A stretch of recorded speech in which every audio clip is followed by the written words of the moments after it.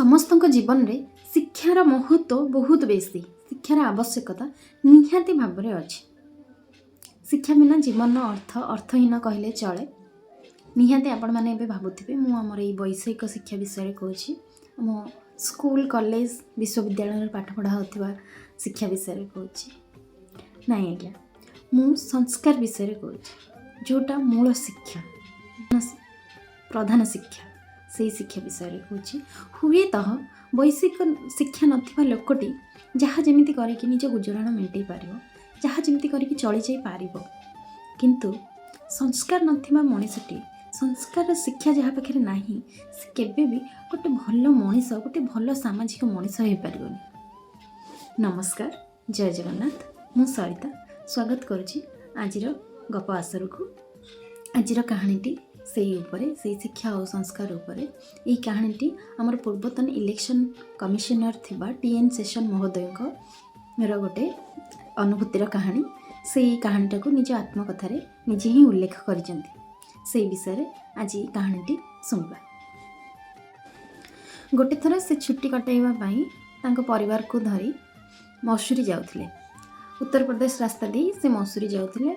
जिम्बा रास्ता रे किछि समय गोटे रास्ता कड़े गाड़ी को रखी छिड़ा होते से समय रे टीएन सेशन महोदय पत्नी देखिले जे बड़ बड़ गछरे आंब गछरे बाया बसा लगी। बाया बसा आप जानी समस्ते प्राय बाया चढ़ीर बसा खूब सुंदर होता है। तो से बाया चढ़ीर बसा को देखिकी तार सुंदरतार मोहित हो गले टीएन सेशन महोदय पत्नी। देखी से इच्छा कले बहुत गुड़े बाया बसा गछरे लगी थाए ताको देखी से इच्छा कले एवं टीएन सेशन महोदय को कहले एत गुड़ा बाया बसारू दीटा बाया बसा जदि गचरू काढ़ी आनते ताहले यहाँ आम नहीं आम घरे सजाते खूब सुंदर दिसंता प्राकृतिक जिनस बहुत सुंदर दिसंता। तेणु कि आग पछ किसी विचार न करी न चिंता करी पत्नी कहले से टीएन सेशन महोदय संगे संगे ड्राइवर को कहले कि जाई गचरू दीटा बाया बसा काढ़ी आने। ड्राइवर जाई देखिले बाया बसा गचरू काढ़ा एत सहज नाला कारण गछ बहुत उच्चा उच्चा गछ थिला। गछर ऊपर डाल रे बाया बसा लगी तेणु बाया बसा काढ़ी आने पक्षे सहज नाला। तापर से तांकर सिक्यूरीटी को डाकिले टीएन सेशन महोदय सिक्यूरीटी को कहले ड्राइवर और सिक्यूरीटी दुई जन जाई देखिले एवं एतटा सहज नाला दी जन पक्षे गछ चढ़ी बाया बसा काढ़ा। तेणु से आखपाख अंचल को लक्ष्य कले चाहिए देखिले काले जदि कहीं थे सेठिकार लोकल लोक कहीं जे मैंने गछ चढ़ा शिखि गचरू बसा काढ़ी आनिक देपारे। तो बहुत समय देखला पर तांको गोटे दूर से गोटे पड़िया गोटे 12-15 वर्षर गोटे पिलाटी गोरु चरौथिबार देखाला। गोरु चरौथिबार देखिले से देखिकी जाइकी से टीएन सेशन महोदय ड्राइवर से पिलाटी को डाकिला। पिलाटी आसला पिलाटी कहले ये गचरू बाया चढ़ीर बसाटा को काढ़ीदेवाई गछ को चढ़ी बाया चढ़ीर बसा को काढ़ीदेवाई आ बदल किसी हाथ खर्च से देवे। पिलाटी प्रथमे किसी कहलानी ताजुब ही टिके अद्भुत अजब चाहणी चाहिला से किसी कहलानी मना करी पड़ेला। तो आश्चर्य निश्चय भाव में आश्चर्य हेले ड्राइवर सिक्यूरीटी टीएन सेशन साहब आश्चर्य हेले कहीं मना करुची।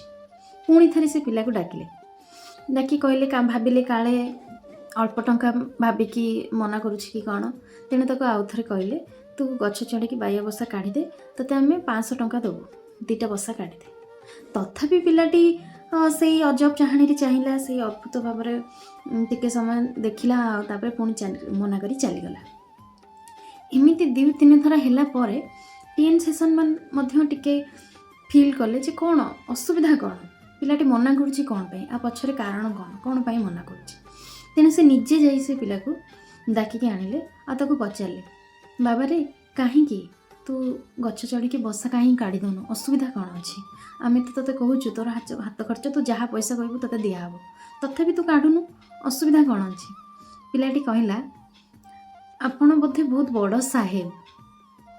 टीएन सेशन कहले हाँ हाँ मु साहेब ना आपण एते पाठ पढ़ी। टीएन सेशन कहले हाँ मु पाठ पढ़ी बहुत पाठ पढ़ी। पिलाटी कहला आपण एते पाठ पढ़ी एते बड़ गाड़ी रे बुलुचंती आसुचंती आपण एतिकी छोट कथाटी जानी पारुनांती ଯେ ଆପଣ ଯଦି ସେ ବାୟା ଚଢ଼େଇର ବସାକୁ କାଢ଼ି ନେବେ, ବାୟା ଚଢ଼େଇମାନେ ଏବେ ଦିନରେ ନାହାନ୍ତି, ସେମାନେ ତାଙ୍କ ଖାଦ୍ୟ ଅନ୍ୱେଷଣରେ ଯାଇଛନ୍ତି ବା ଜଙ୍ଗଲକୁ ଯାଇଛନ୍ତି, ବୁଲିବାକୁ ଯାଇଛନ୍ତି ଖାଦ୍ୟ ଆଣିବା ପାଇଁ। ସେ ଯେତେବେଳେ ସନ୍ଧ୍ୟାରେ ତାଙ୍କ ବସାକୁ ଫେରିବେ, ତାଙ୍କ ବସା ପାଇବେନି, ତାଙ୍କ ଘର ପାଇବେନି, ତାଙ୍କ ଛୁଆକୁ ପାଇବେନି। ସେତେବେଳେ ସେ କ'ଣ ବିତିବ ଆପଣ କେବେ ଭାବିଛନ୍ତି? ସେ ବାୟା ଚଢ଼େଇ ଉପରେ କ'ଣ ବିତିବ, ସେ ମାଆ ଉପରେ କ'ଣ ବିତିବ ସେ ଯେତେବେଳେ ତା ଛୁଆକୁ ପାଇବନି, ସେ ଛୁଆ ଉପରେ କ'ଣ ବିତିବ ସେ ଯେତେବେଳେ ତା ମାଆକୁ ପାଇବନି, ତା ଘର ପାଇବନି। ହଠାତ୍ ଚେଇଁକି ଉଠିଲେ ଟିଏନ୍ ଶେଷନ୍ ମହୋଦୟ। ହଠାତ୍ ତାଙ୍କ ମନରେ ମୁଣ୍ଡରେ ବିବ୍ରତ ହେଇ ପଡ଼ିଲେ, ଆଉ ମାନେ ଲଜ୍ଜାରେ, ସେ ଛୋଟ ଛୁଆଟା ଆଗରେ ଲଜ୍ଜାରେ ତାଙ୍କ ମସ୍ତକ ହେଇଯାଉଥାଏ, ଆଉ ମନେ ମନେ ନିଜକୁ ବହୁତ ଧିକ୍କାରିଲେ ମଧ୍ୟ। ଏତିକି ଛୋଟ ଛୁଆଟେ, ଗୋଟେ 12-15 ବର୍ଷର ଛୁଆ, ଯିଏକି ପାଠଶାଠ ପଢ଼ିନି, ଗୋରୁ ଚରଉଛି, ସିଏ ଜାଣିଛି ଯେଉଁ କଥା, ସେଇ କଥା ମୁଁ ଜାଣିପାରିଲିନି। ଯେଉଁ ବୁଦ୍ଧି, ବିଚାର, ଦୟା ଭାବନା ତା ମନରେ ଅଛି, ମୁଁ ଏତେ ପାଠ ପଢ଼ି ଏତେ ବଡ଼ ଗୋଟେ ଅଫିସର ହେଇ ସେଇ ଦୟା ଭାବନା, ସେଇ ବିଚାର, ସେଇ ବୁଦ୍ଧି ମୋ ମନକୁ ଆସିଲାନି। ପତ୍ନୀ କହିଲେ, ଆଉ ମୁଁ ସାଙ୍ଗେ ସାଙ୍ଗେ ଚାଲିଗଲି ବାୟାର ବସାକୁ କାଢ଼ି ଆଣିବା ପାଇଁ। ବାୟା ଚଢ଼େଇ କଥା ତ ମୁଁ ଥରେ ଭାବିଲିନି।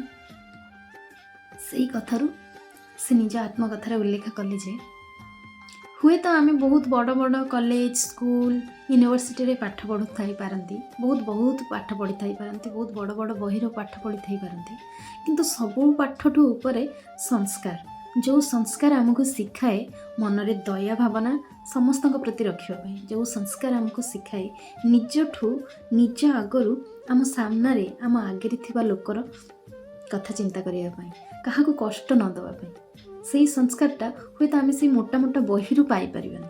ଯେଉଁ ସଂସ୍କାରଟା ଆମକୁ ନିହାତି ଦରକାର, ବହି ପାଠ ସହ, ଶିକ୍ଷା ସହିତ ସଂସ୍କାରର ଏକାନ୍ତ କାମ୍ୟ, ସଂସ୍କାର ରହିବା ନିହାତି ଦରକାର। ଯେତେ ପାଠ ପଢ଼ିଲେ ମଧ୍ୟ ଆମେ ଗୋଟେ ଭଲ ମଣିଷ ହେବା ପାଇଁ ସବୁବେଳେ ଆମକୁ ଆଗ ସଂସ୍କାରର ଆବଶ୍ୟକତା ପଡ଼ିଥାଏ। ତେଣୁ ଆଜିର କାହାଣୀଟି ସେଇ ଉପରେ, ଶିକ୍ଷାର ଆବଶ୍ୟକତା ନିହାତି ଭାବରେ ଅଛି, ତା ସହିତ ସଂସ୍କାର ବି ନିହାତି ଭାବରେ ଦରକାର। ତାହେଲେ ଏ ସମାଜରେ ଆମେ ସମସ୍ତଙ୍କୁ ନେଇକି ଭଲରେ ସୁଖରେ ଚଳିପାରିବା। ନିଜଠୁ ଆଗ ସମସ୍ତଙ୍କ କଥା, ଖାସ୍ କରିକି ପଶୁ ପକ୍ଷୀ, ଗୋରୁ, ଏମାନଙ୍କ କଥା ଚିନ୍ତା କରିପାରିବା, ଆଉ ମନରେ ସମସ୍ତଙ୍କ ପାଇଁ ଟିକେ ଦୟା ଭାବନା ରଖିପାରିବା। ତାହେଲେ ତ ଯାଇ ଆମେ ଗୋଟେ ଭଲ ସାମାଜିକ ମଣିଷ ହେଇପାରିବା। ସେଥିପାଇଁ ତ ଭଗବାନ ଆମକୁ ମଣିଷ ଜନ୍ମ ଦେଇଛନ୍ତି, ଗୋଟେ ଦୁର୍ଲଭ ଜନ୍ମ। ସମସ୍ତଙ୍କଠୁ ଆମ ପାଖରେ ଗୋଟେ ସିକ୍ସ ସେନ୍ସ ଅଛି, ଯେଉଁଟାକୁ ଆମେ ବିବେକ ଇନ୍ଦ୍ରିୟ ବୋଲି କହୁଛେ। ସେଇଟାକୁ ୟୁଜ୍ କରି ଆମେ ସମସ୍ତଙ୍କର ହେଲ୍ପ କରିବା। ସେଇଟା ହେଉଛି ଶିକ୍ଷାର ମୂଳ ଜିନିଷ, ଯେଉଁଟା ହେଉଛି ସଂସ୍କାର। ଏଇ କାହାଣୀଟା ହିଁ ଥିଲା ଟିଏନ୍ ଶେଷନ୍ ସାହେବ ତାଙ୍କ ନିଜ ଆତ୍ମକାହାଣୀରେ ସେ ଉଲ୍ଲେଖ କରିଥିଲେ।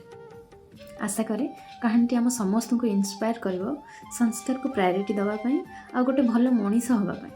ପ୍ରଥମେ ଆମେ ସମସ୍ତେ ଗୋଟେ ଭଲ ମଣିଷ ହେବା, ତାପରେ ଶିକ୍ଷା ତ ନିହାତି ଦରକାର, ଗୋଟେ ଅପରିହାର୍ଯ୍ୟ ଅଙ୍ଗ ଶିକ୍ଷା ଆମ ଜୀବନରେ। ଧନ୍ୟବାଦ।